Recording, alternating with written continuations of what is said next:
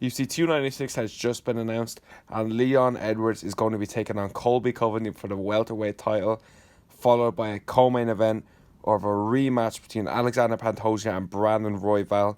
And this card is absolutely fucking stacked. Tony Ferguson, Paddy Pimblett, Shavkat Rakhmonov, and Stephen Thompson. And Ian Gary is going to be facing one of his biggest, if not the biggest test of his career, with Vicente Luque. Let's start with the main event. Colby Covington versus Leon Edwards is a banger of a fight. It's a very, very different stylistic matchup as regards Colby's a wrestler, Leon's mainly kicking.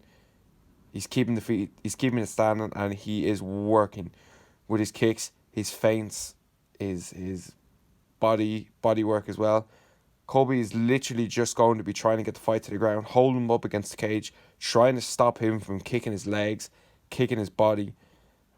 Leon's very, very smart with his feints. You don't know if he's going low. He's so rapid.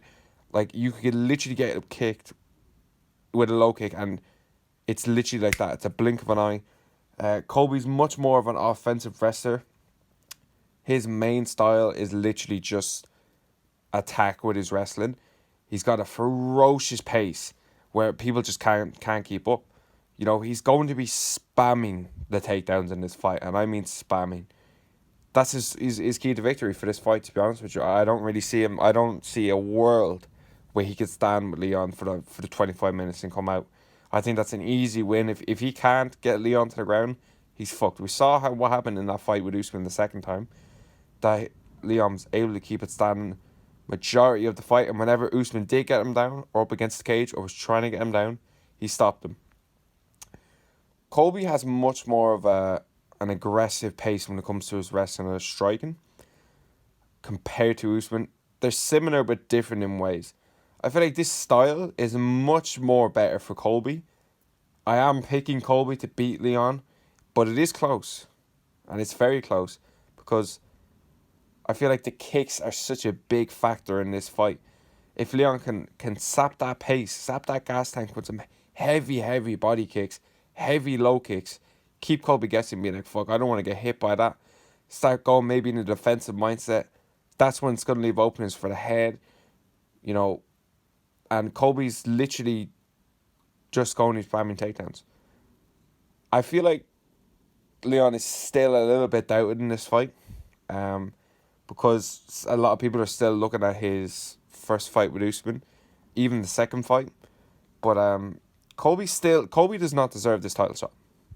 Colby does not deserve this title shot. He's literally not beat anybody ranked.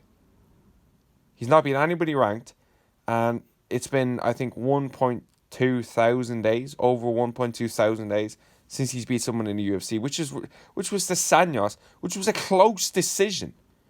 The Sanyos was the number one contender at the time, so this was prime the Sanyos.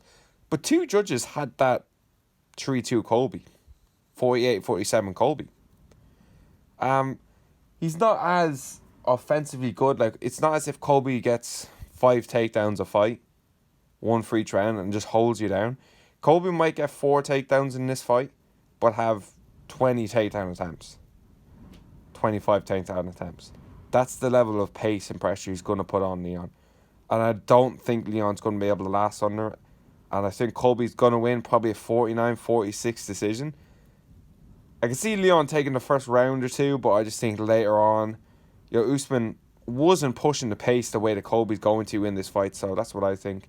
I'm going with Colby coming in by decision, 49-46. This is an early pick, but this fight literally got announced like a day or two ago.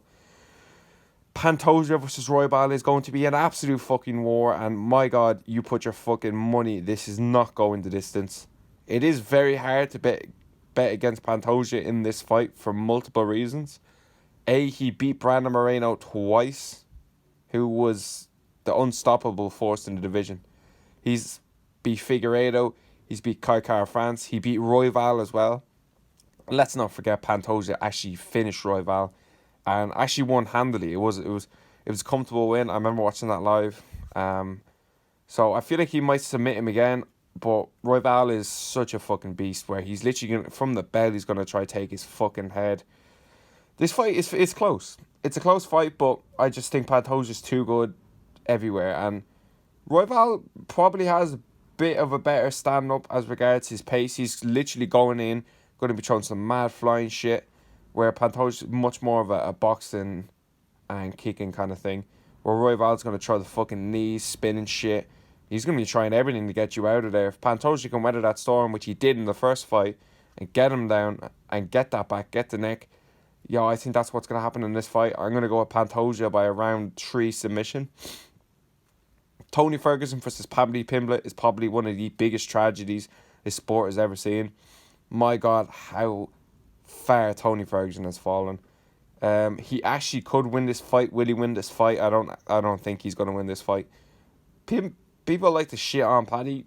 He's not good at all, and he's never going to be anything in the sport apart from, the casual's favourite. But he actually might win. I think Paddy is going to win this fight. I feel like we're going to get a nice first round where people are like, oh, Tony looks well. We're seeing old Tony kind of glimpses. And then Pimblett will finish him in the second. Probably really badly as well, because that's how all of Tony's fights seem to go nowadays. So I'm going to go with Pimblett. Probably a second round submission, third round submission. And on to an absolute banger in welterweight. Well, this card is full of welterweights. Finally, Shavkat versus Wonderboy. And if I'm Wonderboy, I don't know why I took this fight, to be honest with you. I had Usman calling me out. The number 1 contender in the division. The pass to the title shot.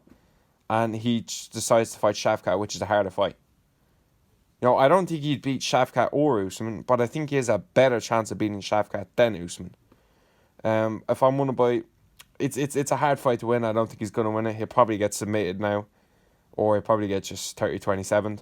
Shavkat's an absolute fucking beast, and it's going to take something special to stop him. So I'll go with Shavkat, probably 30-26. I feel like he'll get 10-8, 30-27 in around there. Ian Gary versus Vicente Luque is the perfect step up in competition. Ian Gary is getting perfect levels of competition exactly at the right time. The Neil Magny one was terrible. Neil Magny is shit. He's not even a gatekeeper. He's just bad. So this Vicente Luque one is good. It's very good, because Luque's got a little bit of everything. He's submitting Michael Chiesa. I know he did get knocked out by Jeff Neal, but Jeff Neal's got hands. Like, let's not forget about that Shavkat, Jeff Neal fight. That was a very good fight. But I am going to be picking Ian Gary, and I think Ian Gary will stop him. I just think he's fresher. I think he's got a lot of momentum. He's got a lot of confidence going into this fight. He probably trained. He definitely got a lot of rounds in with Luque, since he does train at Killcliff. So it's good to see friends actually fighting each other in the UFC now, where it's not holding up divisions with Merab and Sterling and all that. Or even Luque and Burns. That was a conversation when he finished Chiesa. Maybe that was next. But so I'm going to go with Ian Gary in that one. This card is absolutely stacked, and I cannot fucking wait.